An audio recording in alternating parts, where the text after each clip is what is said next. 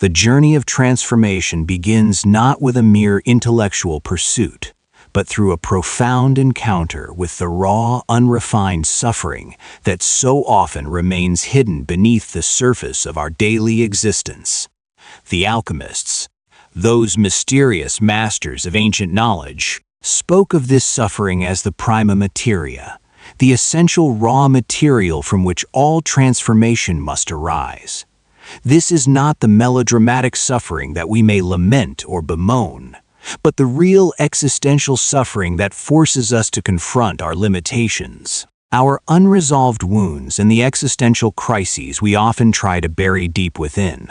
This raw suffering calls us into a process of inner alchemy, where the tools of transformation are not those of the physical world, but those of the psyche. It is within this crucible of the soul, not in a laboratory of metals and elements, that the real transformation occurs. As Jung and the alchemists alike understood, the deepest and most profound transmutation is one that takes place not in the external world, but within the very core of who we are, where the persona, built from years of conditioning and defense, must be stripped away to reveal the authentic self beneath. At the heart of alchemical thought, there lies a paradox. The work of transformation is not driven by ambition or external desire, but rather by an internal crisis, one that reveals the inadequacy of the old self. The alchemist's true work begins not in a laboratory filled with apparatus and chemicals, but within the individual's own soul, where the realization strikes that the constructed identity, the carefully curated persona, is simply not enough to meet the demands of existence. The successful person who feels hollow inside, the one who has adhered to all the conventional paths to success and meaning yet finds themselves still unfulfilled. This is the person who is on the cusp of the alchemical journey. It is in this crisis, in the realization that the self they have known up until this point is a fragile illusion, that the alchemical process can begin. For it is at this stage, known in alchemical texts as the Nigredo, the blackening, that the first true test of transformation takes place. This is not a moment of external failure, but an internal recognition that the previous identity was built on fragile ground. It is the acknowledgement that the very structure of one's self-image has been a constructed mask, a persona assembled from early experiences, cultural expectations, and defense mechanisms. The blackening signifies the disintegration of this false self, making room for the potential of rebirth, but only after a painful confrontation with the self's deepest shadows. In the alchemical tradition, the Nigredo is not merely a phase to endure, but a vital and necessary process. This stage is often misunderstood as failure, yet it is the first genuine step towards truth. It represents the beginning of a deep and sometimes painful purification, a slow and steady decomposition of the false structures that once seemed so solid. To the rational mind, this collapse may appear to be an unraveling, a descent into chaos. But to the alchemical mind, it is the prelude to the most profound kind of renewal. Jung, who delved deeply into the alchemical symbols and their psychological meanings, understood this. The disintegration of the false self is a crucial first step in what he called the individuation process. It is the death of the persona and the ego, and it is through this symbolic death that the soul begins to awaken. This transformation is not achieved through effort alone, but through a process that goes far beyond conscious willpower. The alchemists, in their work with mercury, sulfur, and other elements, understood that transformation begins only when the practitioner surrenders their illusions and allows the forces of the unconscious to take center stage. Jung's interpretation of alchemy revealed that this process is not linear or straightforward. It is cyclical and paradoxical, requiring a blend of active engagement and passive surrender. The alchemists recognized that the work was not merely a manipulation of external materials, but a deep dialogue with the forces of the unconscious, and so too does the modern seeker enter into this profound conversation with their own inner world. As the seeker navigates the Nigredo, the deepest layer of the unconscious is exposed, the shadow. This is the part of ourselves that we refuse to acknowledge. the fragments of our psyche that are too uncomfortable to face, so we push them into the recesses of our mind. The shadow is not just a concept, but a living, breathing force within us, shaping our actions, emotions, and perceptions, often without our conscious awareness. It is the unconscious material that runs counter to the identity we project to the world. And it is here that the seeker faces their most uncomfortable truths. The process of confronting the shadow is a central theme in Jungian psychology. It is not enough to simply acknowledge its existence. One must engage with it, integrate it into the whole self, and ultimately recognize that it is part of who we are.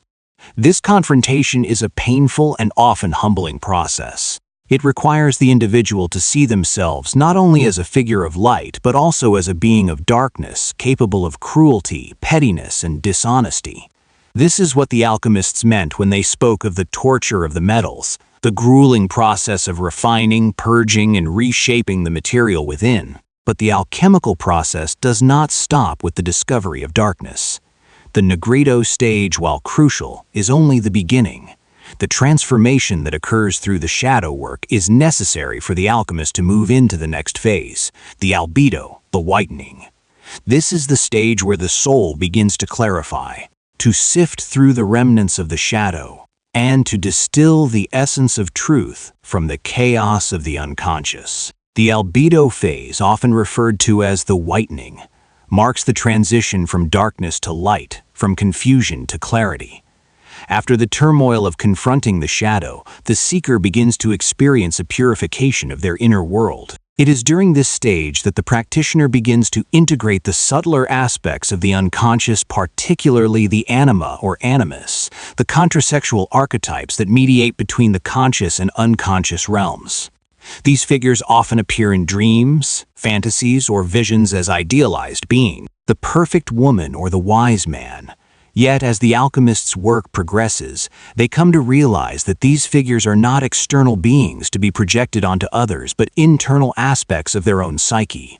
The albedo is not merely a period of emotional clarity. It is a time for the seeker to begin distinguishing between authentic desires and unconscious compulsions.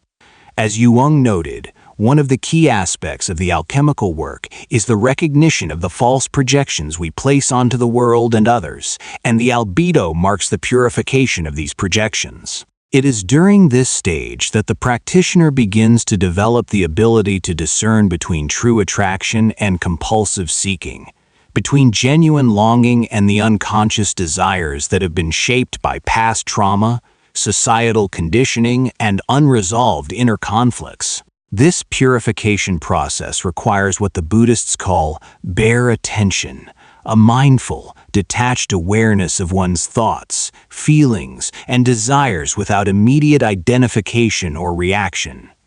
The alchemist begins to wash away the blackness of their earlier material, purifying their desires, their motivations, and their understanding of themselves. But even more than a purification, the albedo represents a kind of awakening, a new clarity of vision that allows the practitioner to begin seeing themselves and the world around them with greater objectivity and neutrality. As the alchemist moves through the albedo, a new phase begins to emerge, the stage known as the conjunctio, the sacred marriage.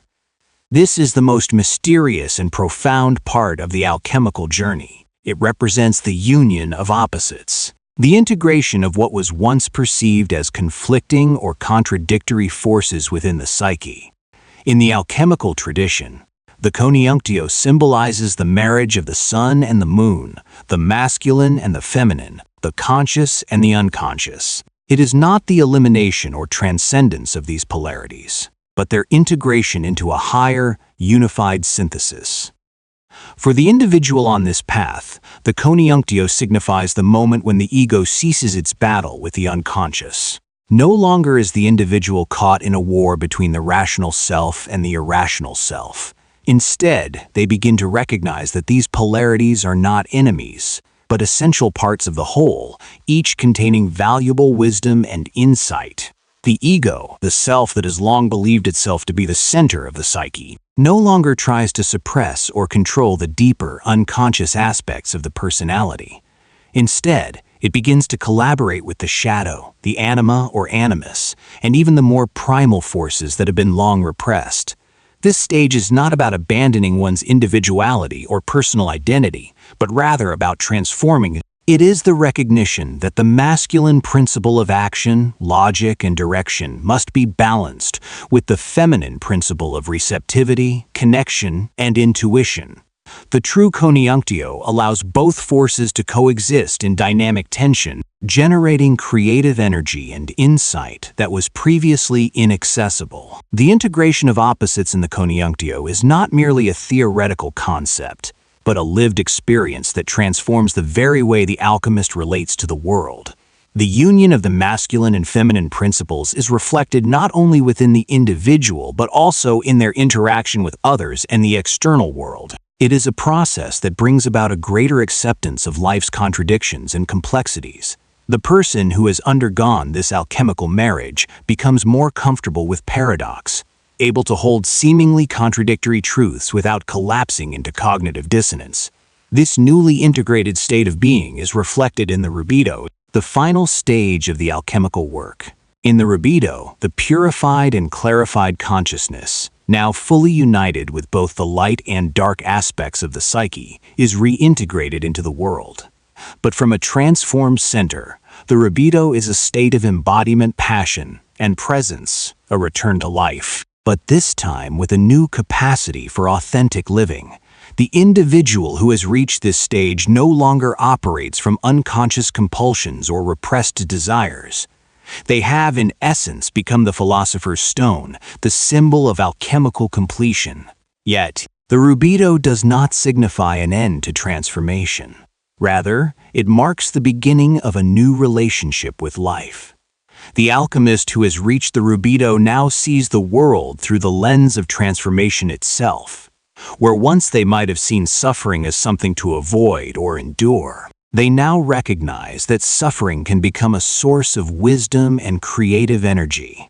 The individual in the Rubedo has transcended the need for external validation or meaning, having developed the capacity to generate meaning from within through the simple act of conscious living. At this stage of the alchemical work, the practitioner has undergone what might be called the final test of transformation, the confrontation with the deepest layers of the psyche where the old self refuses to die. This is the moment when the ego, sensing its imminent dissolution, mounts its most sophisticated defense mechanisms. After all the work, the breakthroughs, and the insights, the alchemist finds themselves faced with a startling paradox. Despite having shed many layers of the old identity, the new self still feels fragile, incomplete, and vulnerable. The shadow seems to reassert itself in new forms, and the old patterns reemerge, seemingly as strong as ever. This is a critical moment in the alchemical journey, the stage where the ego attempts to co-opt the process itself.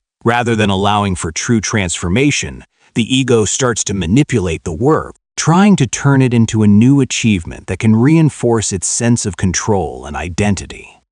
The alchemist, who has made great strides, may now be tempted to believe they have already reached the final destination, to rest on their laurels and to embrace a false sense of completion. Jung recognized this danger in his analysis of the ego's defenses.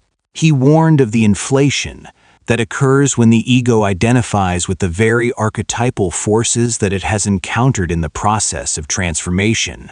The person may believe they have integrated the shadow, for example, only to realize that they have merely rebranded their destructive behaviors as authentic self-expression. The work of transformation can never be finished with a simple intellectual or spiritual conclusion. It requires a deep, sustained engagement, a constant reevaluation, and an openness to further integration. The alchemical tradition makes it clear: transformation is not a one-time event, but an ongoing process. The concept of multiplicatio, or the multiplication of operations, is central here. The alchemist understands that true transformation requires repetition, a constant refinement, and a deepening of consciousness. Each cycle of transformation brings new insights, but also the realization that the work is never truly complete. The ego may attempt to claim victory, but the practitioner must resist the temptation to settle into complacency. Every time the work seems to reach a conclusion, the alchemist finds themselves revisiting earlier stages, deeper levels of the Nigredo, the Albedo, the conjunctio, each time uncovering new dimensions of the psyche. Transformation in this sense is cyclical. It never truly ends, but it deepens over time. With each cycle, the practitioner refines their relationship to the unconscious, gaining greater clarity, wisdom, and self-awareness. The existential crisis that emerges during this phase is profound. To realize that the self one has constructed, through years of psychological work and introspection, may itself be an obstacle to true transformation is both liberating and terrifying. The idea that there is no final, solid ground beneath us, that every understanding is provisional and incomplete, can lead the practitioner to the edge of despair. It is in this moment that the greatest challenge of the alchemical work arises, the fear of annihilation, the existential terror that emerges when all meanings are revealed as constructed. However, the key to overcoming this crisis is not through more knowledge or intellectual understanding, but through what Jung referred to as radical honesty and radical humility. The practitioner must face the uncomfortable truth that they have been deceiving themselves, that even their progress might be an elaborate defense mechanism designed to preserve the ego. This is the ultimate test, the willingness to surrender the illusion of control and accept the continuous unfolding of transformation. At this stage, the practitioner may encounter a pivotal moment, a dream, vision, or sudden realization that brings them face to face with a truth they can no longer deny. The unconscious reveals itself in an undeniable image, offering the clarity that had been eluding the seeker. This moment of truth can be painful, because it forces the individual to confront the ways in which they have been living inauthentically, hiding behind illusions and false narratives. For example, the successful businessman who realizes that all of his achievements were driven by a desperate need for his father's approval, or the spiritual seeker who, in a moment of clarity, sees that their pursuit of lofty ideals has caused them to neglect simple acts of kindness and humility. These moments are not to be rationalized or intellectualized. They are direct confrontations with the self. The alchemist's work, then, is not merely about achieving some final state of perfection, but about maintaining an ongoing dynamic relationship with the unfolding truth. Transformation is a continuous process. As the practitioner moves through this stage of revelation, they shift from the pursuit of an unattainable ideal toward a more grounded understanding of the self. The work of the alchemist reveals that the journey is not about achieving perfection or a final state of completion. Instead, it is about participating in the ongoing process of transformation itself. The seeker must embrace the fact that there is no ultimate arrival. The search for the philosopher's stone, the symbol of final completion, is not the discovery of a static, unchanging self, but the development of the ability to continually engage in the work of transformation. This realization, sometimes a painful one, leads to a deeper acceptance of imperfection. The seeker becomes comfortable with their own flaws, recognizing them as part of the larger tapestry of existence. The goal shifts from the pursuit of an idealized self to the acceptance and conscious participation in the continuous unfolding of life. In this phase, the alchemist finds a new relationship to suffering. No longer is it something to be feared or avoided, but a source of transformation in itself. This shift in perspective towards suffering is a key part of the Rubedo, the final alchemical stage. The practitioner who has reached this point no longer views suffering as an enemy to be conquered, but as raw material for continued growth.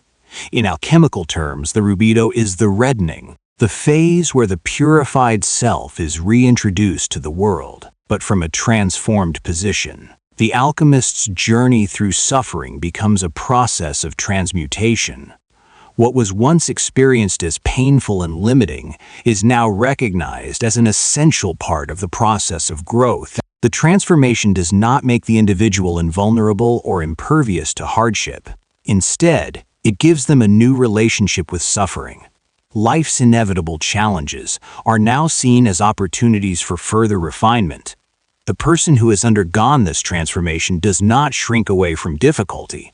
Instead, they engage with it more consciously, utilizing their expanded awareness to extract wisdom from each experience. At this point, the alchemist understands that they cannot control the course of life, but they can control their response to it. In the Rubedo phase, the practitioner develops a new understanding of death, not as an end, but as the final transformation.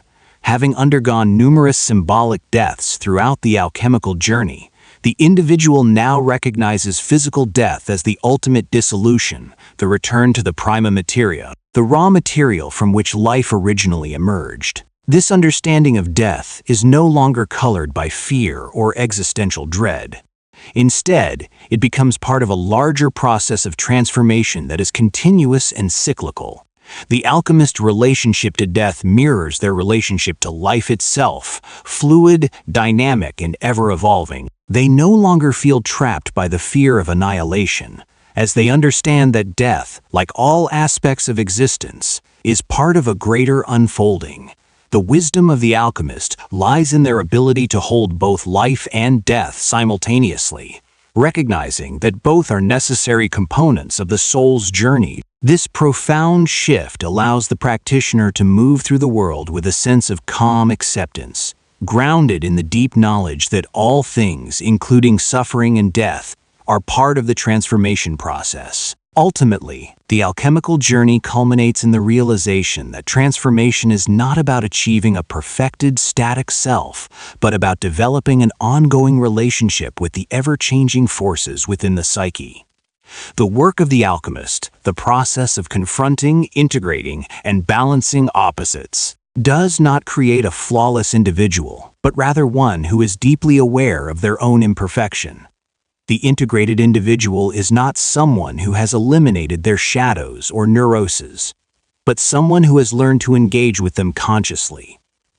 They are no longer driven by unconscious forces, but respond to life from a place of heightened awareness and authenticity. This presence, this deep engagement with life, allows the alchemist to become more fully alive, capable of genuine encounter with others and the world. Having accepted their own darkness, they are no longer shocked by or defensive about the darkness in others. Their relationship to their life story changes as well. They are no longer prisoners of the past, nor are they disconnected from it, but see it as material for growth. In this way, the alchemist contributes to the collective, transforming not only their own life, but the world around them through the power of conscious, integrated living.